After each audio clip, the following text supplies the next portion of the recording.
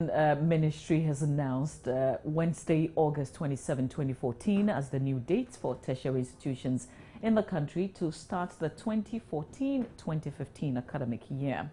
Government, acting on the advice of the inter-ministerial team on Ebola earlier this month, called for the postponement of the reopening date to allow for adequate preparations to be made to deal with any possible outbreak of the Ebola virus, which is already prevalent in some 4 countries in the sub-region. But a statement signed by the Education Minister, Professor Nana Jane Opoku-Agyeman, and released a while ago, said the decision to allow the universities to reopen follows a meeting held on August 18, 2014, to assess the preparedness of the public-private tertiary institutions to deal with any possible outbreak, while assuring that the frontline health professionals working with the various tertiary institutions will be provided with personal protective equipment in due course. The statement asked heads of the institutions to share their preparedness plan with government through the Education Ministry by Monday, August 25, 2014.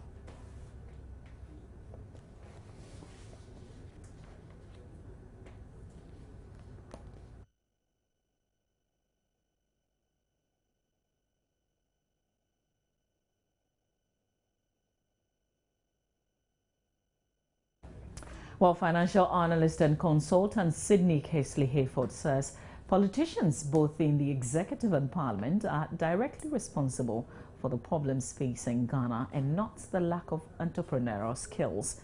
Speaking on the AM show Tuesday, the renowned financial analyst said Ghana lacks politicians of stature in the executive to stand up to do what is right. It's never really the entrepreneur in this environment. Our problem is the politician. All right, you have 275 people in parliament, okay, sitting there trying to make laws for this country, and we can't even pass the Freedom of Information law. It has been sitting on the cards for decades and it's still there, and that's 275 persons holding our human rights to ransom. Okay, that's one example. Then you have an executive presidency which is paralyzed at this stage, trying to do what we don't know. And you have an economic team who have got PhDs and master's degrees and all kinds of other things else, and we can't even figure out, all right, how to be able to contain and retain cash in order for us to be able to move forward. You see, the difficulty that we face now is that we don't have enough. The word is people of stature. All right, we don't have enough people of stature who are working in government and who can stand up to, you know, what is being done and say, hold on a second, this is not right, let's do the right thing. And this is where we are stuck. Okay, this is where we are stuck.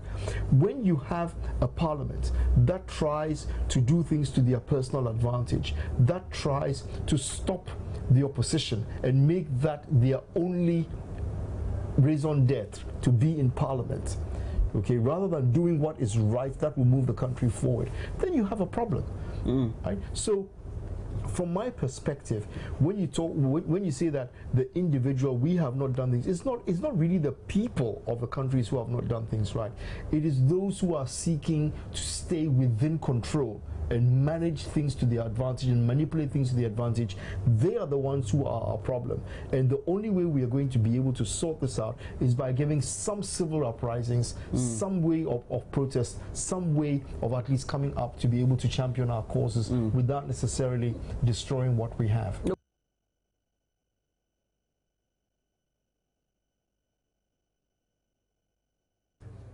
Meanwhile, lawyer and CEO of African Energy Consortium, Kwame Jantua, says Africa didn't have to go to the US-Africa Summit to be promised $14 billion.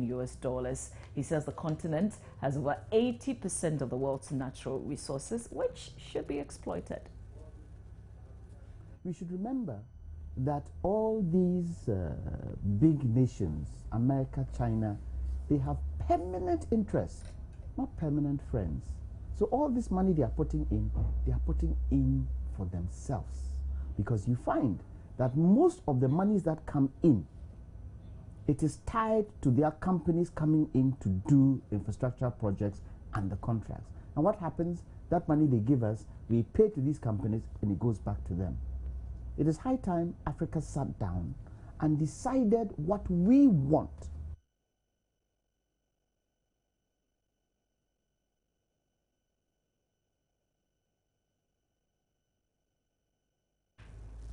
Well, teenage pregnancy is an age-old issue. Many sexually active girls across the world have to deal with at least once in their lives. Apart from making them mothers at a time when they are not ready, their academic lives are also affected. And in spite of several education campaigns on the issue, a recent study suggests many young people are still engaged in risky sexual behavior, which defeats efforts to make teenage pregnancy an issue of the past.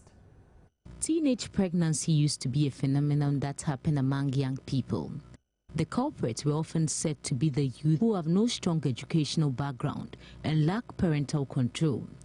But it turns out the popularly held view may be wrong after all. According to a new study, poverty, unemployment, child labor and the desire for material possession by the youth are some of the predisposing factors contributing to the rise in teenage pregnancy. The study conducted by the director of the Center for Migration Studies and subject matter specialist for the Economy of Ghana Network, Dr. Delali Badasu, indicated that majority of Ghanaian adolescents have little knowledge on sexual and reproductive health issues, a major factor contributing to the increase in the phenomenon. She stressed what was more alarming was the age range of the girls who get pregnant is usually between 13 and 20 years.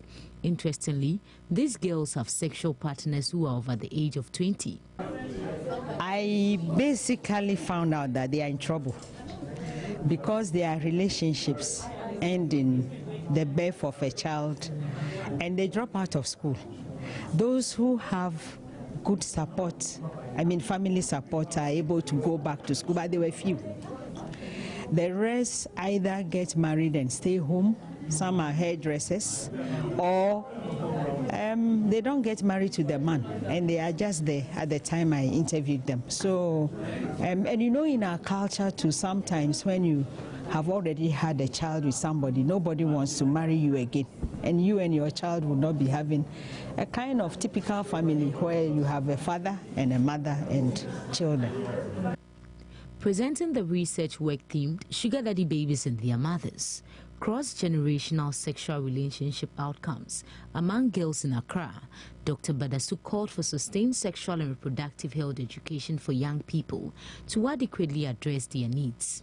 We are looking at any, even if it's just a directive to schools, that if that girl gets pregnant and it's established that it's this kind of cross-generational sexual relation leading to that, let the school be very proactive in following up, in getting a partnership with the family to have this man brought to book.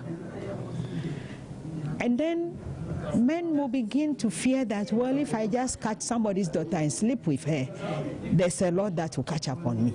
But when you don't have any law implemented, nobody cares what happens to the girl. Then the girl is just sacked from the school. And that ends the school authorities' support for the girl. The research findings were discussed at a day's workshop by the Ghana Coalition of NGOs in Health, with the hope of adopting measures that would address the challenge. Matilda Hamagan for Joy News.